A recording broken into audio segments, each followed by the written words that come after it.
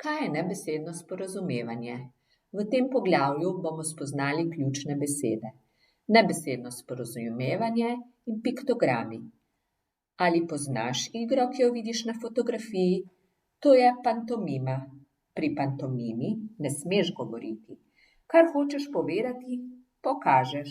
Pri tem uporabiš izraz na obrazu, kretnje, držo telesa. Gledalci pa morajo ugotoviti, kaj si hotel povedati. Kaj je nebesedno sporazumevanje? Če je kdo vesel, žalosten, zaskrbljen, lahko razberemo z njegovega obraza. Ni treba, da nam z besedami pove, kako se počuti. Pri ustnem sporazumevanju uporabljamo nebesedne prvine, kot so kretnje rok, držo telesa in izraz na obrazu. Pri pisnem sporazumevanju pa uporabljamo podčrtovanje, včasih kaj pobarvamo ali zapišemo z večjimi črkami. Med nebesedne prvine spadajo tudi fotografije, slike, zemljevidi, piktogrami. Oglejmo si primer pisnega sporazumevanja.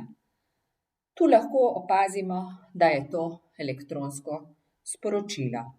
V prvi vrstici je zapisan naslov sporočevalca, v drugi naslovnik, v tretji je zapisana zadeva z naslovom Vesela novica in v četrti kvadratu je zapisana vsebina sporočila, ki se glasi: Mami, zdravo, sporočam ti, da sem bila v krosu 5.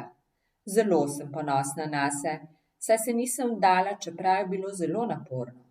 Saj veš, da sem v dobri formi. Vidimo se doma. Polona. Iz vsebine razberemo, da je hči poslala mami veselo novico, ki pa jo je tudi okrasila z raznimi znaki. Smeško, žalostek in na koncu še znak, ki bi lahko predstavljal poljubček. Kaj so piktogrami in kje jih lahko uporabljamo? Piktogrami so slikovna nebesedna sporočila. Uporabljamo jih skoraj povsod, saj jih ljudje razumemo zelo hitro.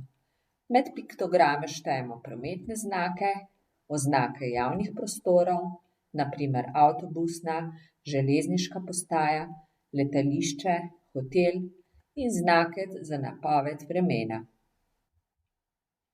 Zakaj je pa pomembno, da znamo brati piktograme?